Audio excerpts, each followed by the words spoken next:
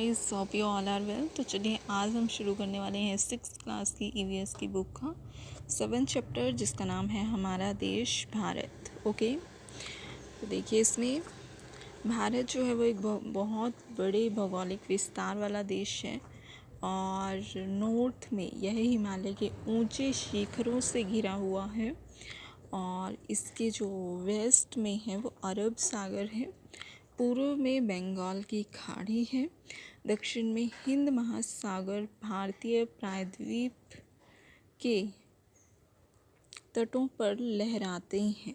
ठीक है,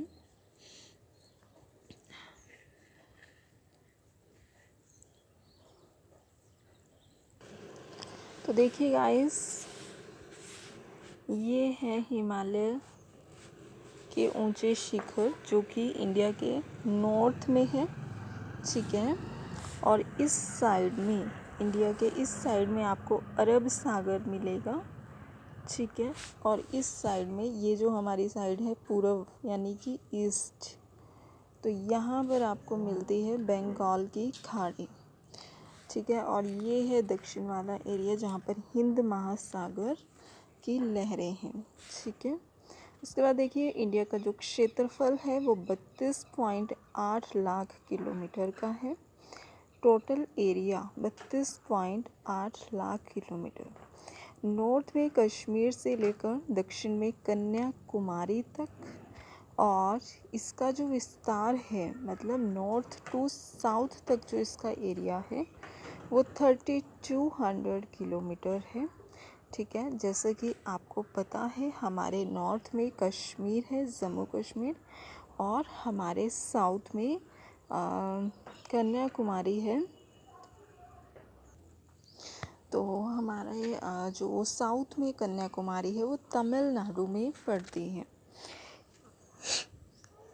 ठीक है, जो कि हमारा साउथ का पॉइंट है, और इसका एरिया 3200 किलोमीटर। और अगर हम ईस्ट टू वेस्ट देखें तो वो 2900 किलोमीटर तक का विस्तार है। और ईस्ट में जो है हमारे अरुणाचल प्रदेश है, और वेस्ट में गुजरात में गुजरात का कच्छ ज़िला है जो कि हमारे वेस्ट में पड़ता है। ठीक है, उसके बाद देखिए इंडिया की जो स्थिति है वो, इंडिया की स्थिति उत्तरी गोलार्ध में स्थित है, नॉर्थ गोलार्ध में है हमारा इंडिया। जैसे कि मैं आपको बनाकर दिखाती हूँ, ये है हमारी पृथ्वी। मान लीजिए ये जो है नॉर्थ वाला हिस्सा है, ये साउथ है, ये ईस्ट और ये वेस्ट। ठीक है, ये जो है बीच से भूमध्य रेखा यानी विषुवत रेखा गुजर रही है। ठीक है, और ये है कर्क रेखा, ये है मकर रेखा, और ये जो हिस्सा है ये ईस्ट टू वेस्ट को अलग करता है, 2 पार्ट्स में डिवाइड करता है। तो हमारा जो इंडिया है ना वो इस साइड में है, यहाँ पर। ठीक है, तो हमारा एरिया कहाँ है, उत्तरी गोलार्ध में स्थित है। हम यहाँ पर इस जगह पर उत्तरी गोलार्ध में हैं। ठीक है, अब कर्क रेखा जो है 23.30 डिग्री नॉर्थ में है और देश के लगभग मध्य हिस्से से होकर गुजरती है। दक्षिण से उत्तर की ओर भारत की मुख्य भूमि का जो विस्तार है, ठीक है, साउथ से नॉर्थ की ओर जो इंडिया की मुख्य भूमि का विस्तार है वो है 8.4 डिग्री नॉर्थ से 37.6 डिग्री 37.6 डिग्री नॉर्थ अक्षांशों के बीच में हमारा जो है नॉर्थ टू साउथ वाला एरिया है। और ईस्ट टू वेस्ट वाला जो एरिया है वो कौन सा है, तो देखिए वेस्ट में हम 68.7 डिग्री और ईस्ट में 97.25 डिग्री पूर्वी देशांतरों के बीच में है। ठीक है, और जैसा कि आपको पता है, मैंने आपको बताया था कि इलाहाबाद जो है, जो कि यूपी में पड़ता है, वहीं से हमारा जो है मानक समय डिसाइड किया गया है, और वहीं से मतलब लिया गया है हमारा मानक समय, यानी कि इंडिया का मानक समय यूपी के उत्तर प्रदेश के इलाहाबाद से लिया गया है। ठीक है, और उसके बाद देखिए देशांतरीय विस्तार लगभग 29 के कारण यहाँ के दो छोर पर स्थित स्थानों के स्थानीय समय में बहुत अधिक अंतर हो सकता है। इस तरह की दूरी पर स्थित दो स्थानों के बीच में समय का अंतर लगभग 2 घंटे का होगा। ठीक है, क्योंकि इन्होंने जो बोला कि ये 68.7 और 97.25 में लगभग 29 का डिफरेंस है। ठीक है, अब 29 डिग्री के डिफरेंस में 2 घंटे का डिफरेंस है। ठीक है, तो वैसे देखा जाए तो इसमें 2 घंटे का डिफरेंस है, लेकिन क्योंकि इंडिया का मानक समय इलाहाबाद के अकॉर्डिंग रखा गया है, इलाहाबाद की जो देशांतरीय रेखा है उसके अकॉर्डिंग रखा गया है। ठीक है, तो इसलिए पूरे इंडिया का जो समय है वो सेम है। हालांकि बात यह है कि जो हमारा जो ईस्ट वाला एरिया है वहाँ पर सूर्य जल्दी उग जाता है 2 घंटे पहले, और जो वेस्ट वाला एरिया है वहाँ पर 2 घंटे बाद में उगता है। ठीक है, क्योंकि प्रत्येक एक देशांतर के लिए स्थानीय समय में 4 मिनट का डिफरेंस निकल कर आता है, और हमारे पास तो 29 डिग्री का डिफरेंस है। तो 29 इंटू 4 इज इक्वल टू कितना हो गया, 76 है ना,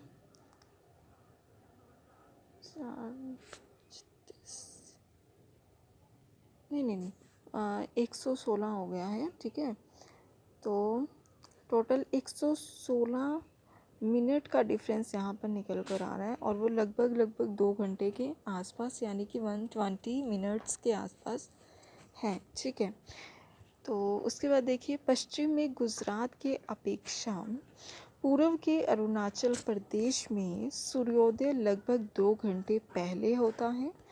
ठीक है, राजनीतिक और प्रशासनिक विभाजन की बात करें तो इंडिया जो है वो एक विशाल कंट्री है। प्रशासनिक क्रियाकलापों के लिए देश को 28 राज्यों और 8 केंद्र शासित प्रदेश, जिसे हम यूटी बोलते हैं या यूनियन टेरिटरीज बोलते हैं, ठीक है, उसमें डिवाइड किया गया है। 2 जून 2014 ये वो टाइम है, वो दिन है जिस दिन हमारे कंट्री का लास्ट स्टेट बनाया गया था, और जिसका नाम है तेलंगाना। ये 29वां राज्य बना था इंडिया का। ठीक है, 2 जून 2014 को तेलंगाना भारत का 29वां राज्य बना। ठीक है, पहले यह आंध्र प्रदेश का एक हिस्सा था। लेकिन अब आप कहोगे कि 29, अगर ये 29 राज्य है तो 28 कैसे हुए? तो एक्चुअली में जो जम्मू कश्मीर राज्य है ना, उसके 2 यूटी बना दिए गए हैं। एक तो कश्मीर मतलब जम्मू कश्मीर, और एक लद्दाख। 2 यूटी में डिवाइड किया गया है एक जम्मू कश्मीर स्टेट को। इस वजह से हमारे अब 28 स्टेट रह चुके हैं। ठीक है, तो उसके बाद देखिए भारत की राजधानी जो कि न्यू दिल्ली है। राज्यों का निर्माण मुख्यतः भाषाओं के आधार पर हुआ है। ठीक है, क्षेत्रफल की दृष्टि से अगर हम देखें तो सबसे बड़ा राज्य है राजस्थान। आपको पता है राजस्थान कौन सी दिशा में है, कौन सी डायरेक्शन में है? तो ये हमारा पश्चिम साइड में है। ठीक है, इंडिया के पश्चिम में पड़ता है राजस्थान। और सबसे छोटा राज्य गोवा, ये भी हमारा पश्चिम में ही पड़ता है। ठीक है, तो सबसे छोटा राज्य गोवा और सबसे बड़ा राज्य राजस्थान। ठीक है, 2 ऐसे राज्य जिसमें सबसे बड़ा क्षेत्रफल है जिसका, वो राजस्थान है, और सबसे कम एरिया जिसका है वो गोवा है। और दोनों ही स्टेट बहुत इजी हो जाएगा इस तरह याद करना, अगर हमें ये याद रह जाए कि दोनों स्टेट जो हैं वो वेस्ट में ही पड़ते हैं। ठीक है, तो राजस्थान और गोवा दोनों वेस्ट में पड़ते हैं। तो इस तरह से आपको याद हो जाएगा। कि सबसे बड़ा और छोटा दोनों राज्य कहाँ हैं, दोनों स्टेट वेस्ट कंट्री के हमारे इंडिया के वेस्ट में पड़ते हैं। ठीक है, तो राज्यों को जिलों में बांटा गया है। भौतिक विभाजन, इंडिया में भौतिक आकृतियाँ विभिन्न प्रकार की हैं, जैसे पर्वत, पठार, मैदान, तट और द्वीप समूह आपको देखने को मिलते हैं, जैसे कि मैंने आपको पिछले वीडियो में भी बताया था। ठीक है, पर्वत, पठार, मैदान की किस तरह इंडिया जो है कितने पार्ट्स में, मतलब उसकी भूमि को कितने पार्ट्स में डिवाइड किया गया, उसके जो क्लाइमेट है, ठीक है, इन्वायरमेंट को। तो देखिए, इंडिया के नॉर्थ में हिमालय की पहाड़ियाँ हैं। ठीक है, हिम जमा आलय, मतलब हिम प्लस आलय का मतलब होता है बर्फ़ का घर। इसका मतलब हिम का मीनिंग क्या है, हिम का अर्थ है बर्फ़ और आलय का अर्थ होता है घर। जैसे विद्या प्लस आलय, तो उसमें जो आलय वर्ड है वो क्यों होता है, उसका मीनिंग होता है घर। तो हिम प्लस आलय मतलब बर्फ़ का घर। ठीक है, तो इंडिया के पश्चिमी भाग में भारतीय महामरुस्थल स्थित है। अब जो वेस्ट वाला हिस्सा है, अभी मैंने आपको बताया कि इंडिया के वेस्ट में राजस्थान है। ठीक है, तो जो राजस्थान है ना, उसी के अंदर एक मरुस्थल है और उस मरुस्थल का नाम है रेगिस्तान।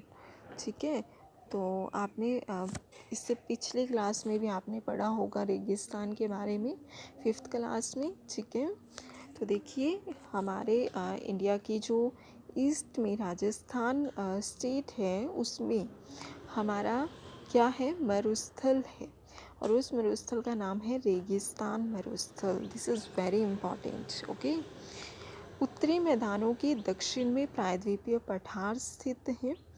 ठीक है, जो पश्चिमी घाट है उसके पश्चिम में और जो पूर्वी घाट है उसके पूर्व में तटीय मैदान स्थित हैं। दिस इज़ वेरी इम्पॉर्टेंट, क्योंकि वेस्टर्न घाट के वेस्ट में और ईस्टर्न घाट के ईस्ट में ही हमें तटीय मैदान जो है मिलते हैं। ठीक है, और गंगा और ब्रह्मपुत्र नदियाँ विश्व के सबसे बड़े डेल्टा का निर्माण करती हैं। ये दो ऐसी नदियाँ हैं जो विश्व के सबसे बड़े डेल्टा का निर्माण करती हैं। ठीक है, जिसे कि हम सुंदरबन डेल्टा कहते हैं। ठीक है, गंगा और ब्रह्मपुत्र दो नदियाँ मिलकर विश्व के सबसे बड़े डेल्टा का निर्माण करती हैं, जिसे सुंदरबन डेल्टा कहते हैं। अब ये सुंदरबन डेल्टा कहाँ पर है? ठीक है, तो ये जो है ना आपको वेस्ट बंगाल में मिलेगा। तो देखिए गाइस, सुंदरबन डेल्टा जो है हमारे वेस्ट बंगाल स्टेट में है। ठीक है, और गंगा और ब्रह्मपुत्र नदियाँ मिलकर ही ये जो है वर्ल्ड का सबसे बड़ा, ये बहुत इम्पोर्टेंट बात है कि ये वर्ल्ड का सबसे बड़ा डेल्टा बनाती हैं। ठीक है, उसके बाद देखिए, इंडिया में दो द्वीप समूह हैं। एक तो है लक्षद्वीप द्वीप समूह, जो कि अरब सागर में स्थित है। ठीक है, अरब सागर जो है हमारे इंडिया के वेस्ट में पड़ता है। और एक अंडमान निकोबार द्वीप समूह है, जो कि इंडिया से दक्षिण पूर्व दिशा में बंगाल की खाड़ी में स्थित है। ठीक है, तो लक्षद्वीप कहाँ पर है? अरब सागर में। और अंडमान निकोबार कहाँ पर है? बंगाल की खाड़ी में। ठीक है, तो उसके बाद देखिए, हम पढ़ने वाले हैं हमारे कितने स्टेट हैं और उनकी कैपिटल का क्या नाम है। ठीक है, तो देखिए, सबसे पहले है आंध्र प्रदेश, क्योंकि हमारा जो सबसे पहला ज़िला बना है वो आंध्र प्रदेश ही बना था। और ये जो है ना लैंग्वेज के आधार पर बना था आंध्र प्रदेश। ठीक है, तो ये सबसे ख़ास बात है। और हमारी हर स्टेट को लैंग्वेज के आधार पर ही डिवाइड किया गया है। ठीक है, तो आंध्र प्रदेश जिसकी राजधानी अमरावती है, याद कैसे रखेंगे? आंध्र प्रदेश अ से शुरू है, अमरावती भी अ से शुरू है। ठीक है, आंध्र प्रदेश की राजधानी है अमरावती। उसके बाद है अरुणाचल प्रदेश। ठीक है, पहले हमने आंध्र प्रदेश पढ़ा और फिर हम अरुणाचल प्रदेश पढ़ रहे हैं।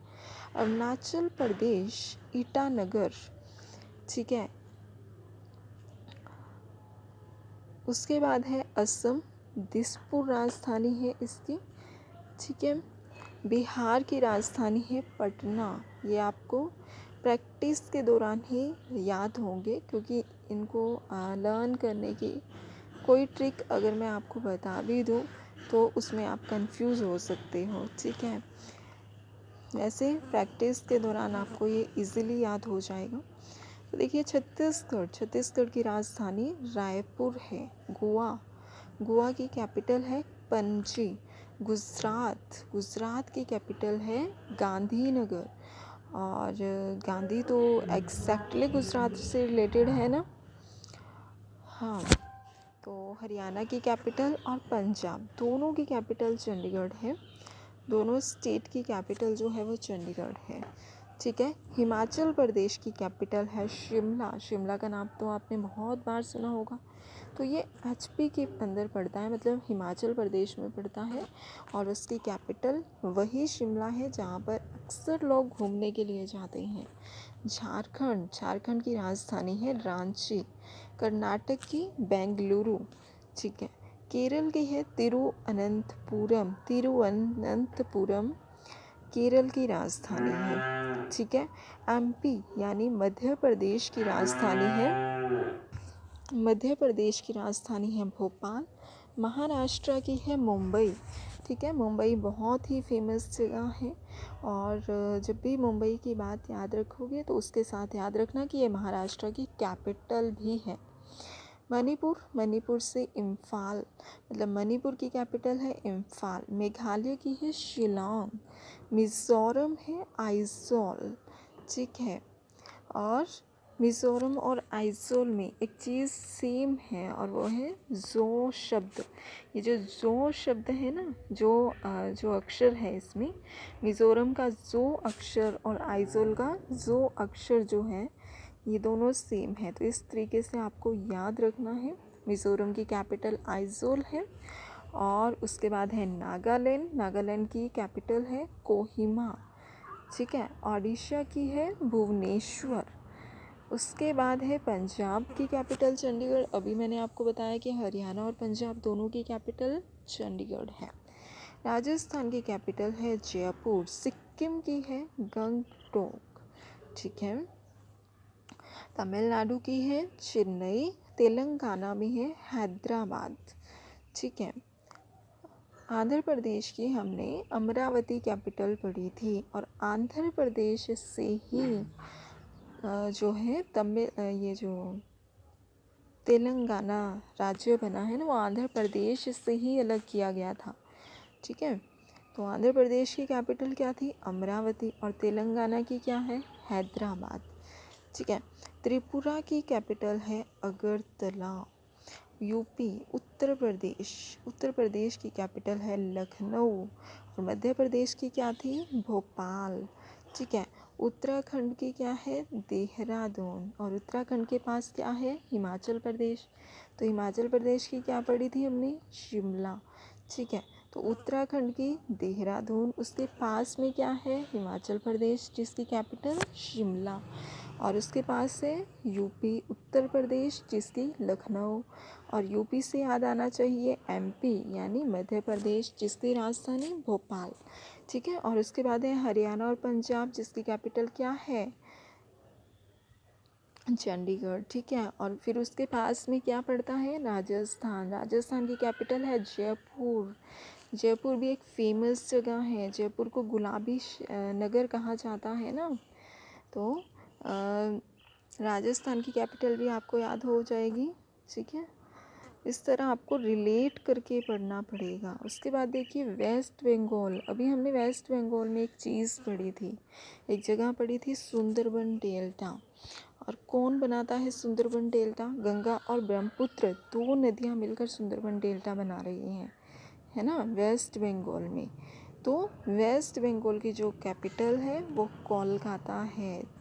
ठीक है, इस तरह आपको रिलेट करके पढ़ोगे तो फिर आपको याद हो जाएंगे। उसके बाद देखिए यूटी की हम बात कर रहे हैं, केंद्र शासित प्रदेश, जिसे हम इंग्लिश में यूनियन टेरिटरीज कहते हैं। तो देखिए हमारे जो है वर्तमान में 8 यूटी हो चुके हैं। ठीक है, तो देखिए अंडमान और निकोबार द्वीप, अभी जो मैंने आपको बताया कि अंडमान और निकोबार द्वीप कहाँ पर है, बंगाल की खाड़ी में। ठीक है, तो उसकी कैपिटल क्या है, पोर्ट ब्लेयर। चंडीगढ़ हमारा क्या था, अभी हमने पढ़ा हरियाणा और पंजाब की कैपिटल है। ठीक है, तो हरियाणा और पंजाब की जो कैपिटल है चंडीगढ़, और चंडीगढ़ की खुद की कैपिटल भी चंडीगढ़ ही है। ठीक है, दिल्ली की कैपिटल क्या है, दिल्ली, और लद्दाख की है लेह। ठीक है, लद्दाख क्या है, लद्दाख जो है ना हमारे इंडिया का सबसे बर्फीला यानी सबसे ठंडा रेगिस्तान है और सबसे बड़ा ठंडा रेगिस्तान। ठीक है, लद्दाख। लक्षद्वीप की कैपिटल है कवरत्ती, पुदुचेरी की स्वयं पुदुचेरी ही है।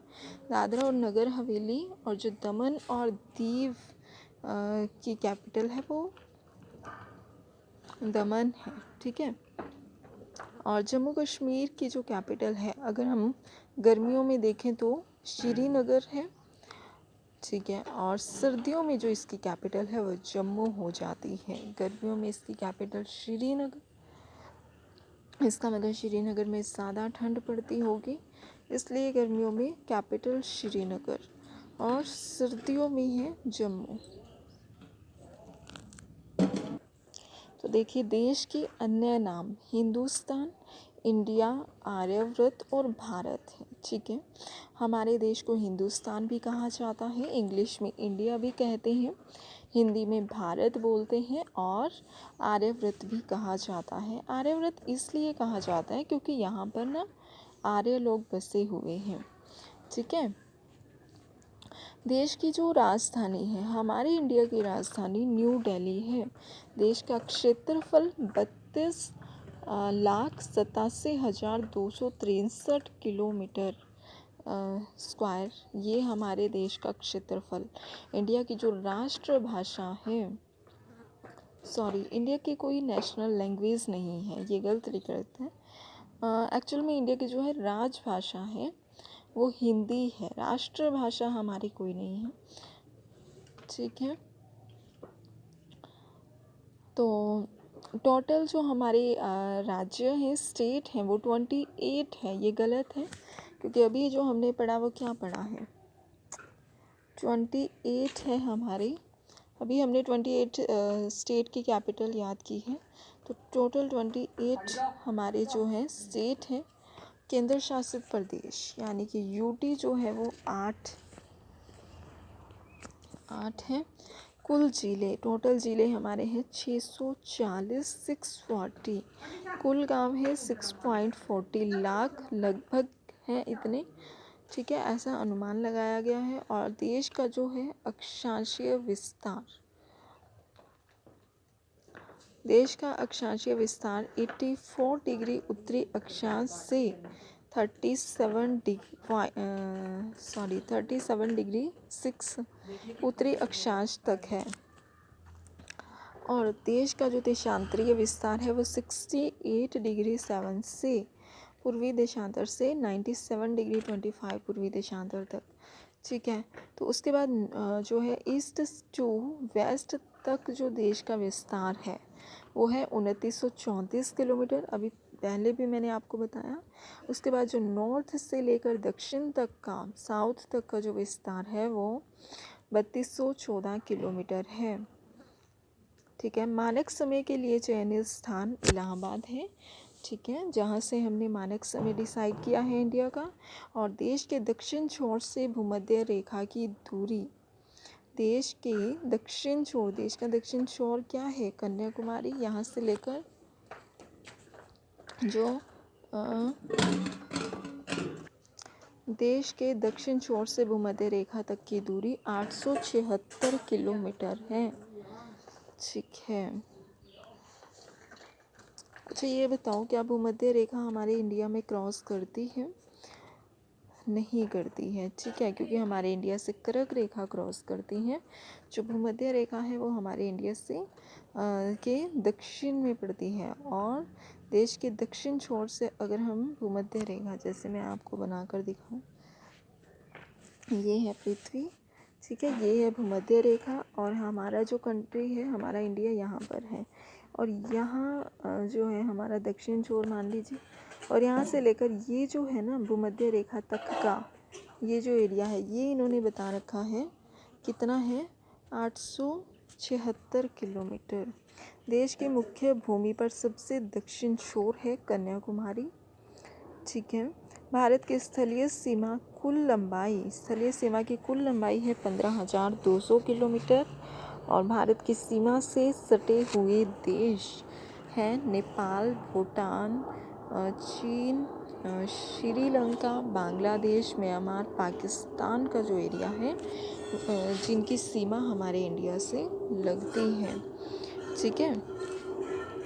देखिए, जैसे ये जो है हमारा इंडिया है मान लीजिए, और यहाँ पर जो है ऊपर जो है हमारे चाइना है, चाइना का थोड़ा सा हिस्सा हमें हमारा जो है इंडिया से टच होता है लगभग, और उसके बाद इस तरह मतलब नेपाल भी टच करता है, यहीं पर भूटान है, ठीक है, नेपाल, भूटान और चाइना, श्रीलंका जो है हमारे साउथ में है, बांग्लादेश हमारे जो है ईस्ट वाले एरिए में है, म्यांमार भी हमारा ईस्ट में है, और पाकिस्तान हमारे वेस्ट में है। तो इस तरह भारत की सीमा से सटे देश हैं।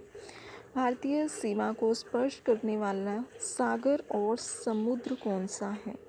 तो हिंद महासागर, अरब सागर और बंगाल की जो खाड़ी है, तीनों के बारे में मैंने आपको बताया है कि हमारे जो ईस्ट में है वो बंगाल की खाड़ी, वेस्ट में अरब सागर, और जो दक्षिण में है वो हिंद महासागर है। यही हमारे इंडिया को स्पर्श करते हैं, और इसका जो राष्ट्रीय आदर्श शब्द है वो है सत्यमेव जयते। राष्ट्रीय फल क्या है हमारा? तो राष्ट्रीय जो फ्रूट है वो है आम यानी कि मैंगो, और हमारा जो फ्लावर है वो है कमल का फूल, ठीक है, लोटस। और राष्ट्रीय खेल है हॉकी। सबसे अधिक वर्षा का स्थान जो है मासेनराम मेघालय में पड़ता है। मेघालय जो हमने पढ़ा जिसकी राजधानी शिलोंग, ठीक है। तो अभी जो मैंने बताया कि मेघालय की कैपिटल शिलोंग है, तो मेघालय में पड़ने वाला मासेनराम, जहाँ पर सबसे अधिक वर्षा होती है। सर्वाधिक घनी आबादी वाला जो राज्य है वो बिहार है, सबसे ज़्यादा आबादी बिहार में है, ठीक है। और सबसे अधिक वनों वाला राज्य असम है, लेकिन आज के टाइम में जो है ना, प्रेजेंट में बिहार में नहीं है, उत्तर प्रदेश में है सबसे ज़्यादा आबादी, ठीक है। और जो सबसे कम आबादी है वो सिक्किम में है, बिहार गलत है। सबसे अधिक वनों वाला राज्य असम है। असम का जो एरिया है वहाँ पर सबसे ज़्यादा वन पाए जाते हैं, वृक्ष। सबसे अधिक जनसंख्या वाला नगर मुंबई है। सबसे जो पूर्वी राज्य है, सबसे ईस्ट में जो पड़ने वाला राज्य है वो अरुणाचल प्रदेश है, और जो है अरुणाचल प्रदेश के साथ ही चाइना की सीमा टच करती है। तो सबसे पश्चिम का जो राज्य है वो है गुजरात, ठीक है। और नॉर्थ में जो राज्य है सबसे, वो है कश्मीर, और साउथ में है तमिलनाडु, ठीक है। सबसे ज़्यादा गानों वाली फ़िल्म है इंदर सभा, 1933 में बनी थी इंदर सभा फिल्म, जिसमें सबसे ज़्यादा गाने हैं। सबसे तेज़ गति से चलने वाली जो रेलगाड़ी है वो शताब्दी एक्सप्रेस है। सबसे तेज़ चलने वाली रेलगाड़ी है न्यू दिल्ली से भोपाल, भोपाल एमपी में है, ठीक है। न्यू दिल्ली से एमपी तक जो चलने वाली है वो शताब्दी एक्सप्रेस है। सबसे महंगा नगर बेंगलोर है, ठीक है। बेंगलोर जो है वो सबसे महंगा नगर है, सबसे महंगा नगर है बेंगलोर। सबसे अधिक सर्वाधिकार प्रदूषण, तो देखिए सर्वाधिक प्रदूषण फैलाने वाला शहर है कोलकाता, जहाँ से सबसे ज़्यादा प्रदूषण फैलता है। ये वेस्ट बंगाल में है। भारत की कुल भाषाएं हैं 1952 लगभग। तो सर्वोच्च राष्ट्रीय सम्मान है भारत रत्न, और इंडिया का सर्वोच्च राष्ट्रीय सम्मान भारत रत्न है। सबसे सर्वाधिक जो है अनुसूचित जाति वाला राज्य जहाँ पर सबसे ज़्यादा एससी कैटेगरी है वो यूपी है, और सबसे ज़्यादा जहाँ पर एसटी कैटेगरी है अनुसूचित जनजाति तो एमपी में पड़ती है एसटी कैटेगरी सबसे ज़्यादा। और सबसे ज़्यादा साक्षरता वाला राज्य केरल है, जहाँ पर 93.91% जो है साक्षर लोग हैं, पढ़े लिखे लोग हैं। सबसे कम वर्षा का स्थान लेह है, तो यहाँ पर सबसे कम वर्षा होती है, और मासिनराम में सबसे ज़्यादा वर्षा होती है। ठीक है, लेह जो है लद्दाख की राजधानी है, याद रखिएगा। तो देखिए आज की वीडियो हमारी इतनी है, फिर मिलते हैं नेक्स्ट वीडियो के साथ। Bye bye.